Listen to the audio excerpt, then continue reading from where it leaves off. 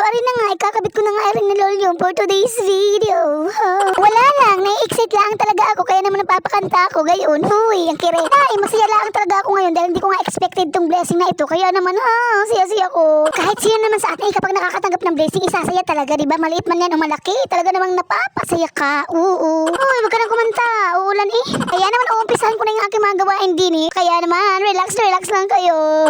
Ang kire eh, kainaman ka talaga. So, ari na nga, gugupitin ko na nga lang aring ng lol para naman magkasya nga doon sa paglalagyan ko. Hindi ko na mabuhat-buhat yan, kaya naman ginupit-gupit ko na nga lang. Kainaman kayo. Wala lang, sinabi ko lang talaga para malaman nyo na mabigat talaga gayon. Bago ako lang mag-isang nagkakabit din eh, wala akong katuwang, kaya naman nangungulila talaga kay mister. Oo, hirap. Isabi nga ni mister, sa linggo na nga lang daw naman niya ikabit, pero hindi na nga ako makapag-antay ang linggo, kaya naman ikakabit ko na siya ngayon. Oo, mas maigi na nga lang talaga na ako lang mag-isa din sa bahay magkakabit kaysa nandito yun. Ako, mag-aaway lang kami noon. Paano ba naman ay ayaw nga niya palagyan ng linoleum aring aming sahig, kaya naman nag-aaway talaga kami gayon. Pero syempre dahil ako nga ang batas sa bahay, ako ang CEO, kaya naman wala siya magagawa kundi sundin na lang ang mga gusto ko gayon.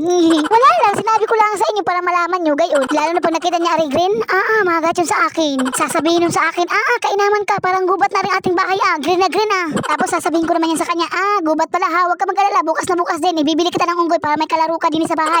Nakakainis kaya, diba? Tapos sa pagayon niya mga tunada ko, natigil na yan siya sa akin, din na siya nakikipag-away dahil naiyak na ako niyan. Diba, ganda ko. Wala lang, sinabi ko lang dahil talandi nga ako gayon. Isabi niya sa akin, pwede ko naman daw lagyan ng linoleum aring sala namin. Ikaso nga lang yung kwarto, wag daw. Kainis talaga gusto nga niya matulog dun sa sahig, kaya ayaw nga niya palagyan ng linoleum, kagigil talaga. Kaya naman pumayag na nga lang din ako kaysa mag-away pa nga kami, diba? Talaga naman. Dahil lang sa linoleum maghihiwalay kayo mag-asawa, abay wag na. Basta ang sabi ko lang talaga sa kanya dahil nasa Dumaguete nga siya. Basta pag umuwi ka pa, meron ako surprise sa'yo. Magugulat ka na lang talaga sa ating bahay. Gubat na. Madala ka na lang din niya ng ilipad at unggoy para may kalaro ka naman. Gayon. Wala lang, sinabi ko lang para mainis siya sa akin. Gayon. Paanong gagawin ko? Mahilig na ako sa green, diba? Kaya bahala siya magdusa. Buti na nga lang talaga mga day, meron nga nag-sponsor sa akin ng palinolium. Kaya naman talaga sobrang saya ko. Dahil wala lang, sino ba naman ako para bigyan nga ng malaking blessing? Talaga naman di ako makapaniwala mga day. Feeling ko na nanaginip lang talaga ko. Huy, gumising ka na. Ang OA kay naman. Plano ko nga mapagulong-gulong kami ni Mr. Dini kapag natapos na nga are. Wala lang, para may memories lang kami din sa linoleum na green. Gayon. Uy, ang kire, wag gayon ha. Aakidin ko na nga lang siya pag uwi niya para pag nakita niya tong linoleum na green, hindi siya magalit sa akin. Gayon. Wala lang, gusto ko lang dahil talandi nga ako. Gayon. Ewan ko ba din sa mister ko mga day? Ayaw talaga niya ng kulay green. Talaga naman. Tinga-aring mga kurtina ko din sa bahay na alibadbaran siya. Kainis talaga. Kulang nang ngalaang talaga ipagtatanggal-tanggalin niya yung mga kurtina din ay talaga naman manggigigil ka.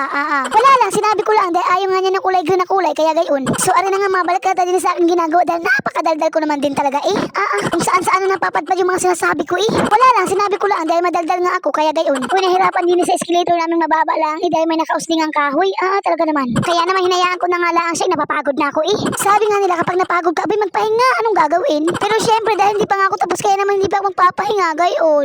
Nakakapagod naman din talaga magkabit ng linoleum hindi basta-basta ha. Pero dahil ginusto ko nga ari kaya naman buti nga sa akin gayon. Wala ako lang kasi mag-isa nagkakabit din wala akong katuwa kaya nagkakaganito na ako ngayon. Huy, wag ka magdrama. Hindi bagay sa'yo ha, bago na ibit pa yung bilbil ko din kakaupo kaya naman napakahirap talaga magkabit. Pag pinagpapawisan na nga tinahapok pa pero syempre hindi ako pwedeng tumigil kaya go lang ng go. Wala lang, nagpipiling singer lang talaga ako gayon. Dahil tapos ko na nga rin kabitan nga rin sala kaya naman ibabalik na natin yung mga gamit. Alam nga naman hindi ko ibalik. Kaya naman ka talaga. Mag-isip ka nga. Ay siya hanggang dito na lang mga dede. Gutom na talaga itong marin nyo.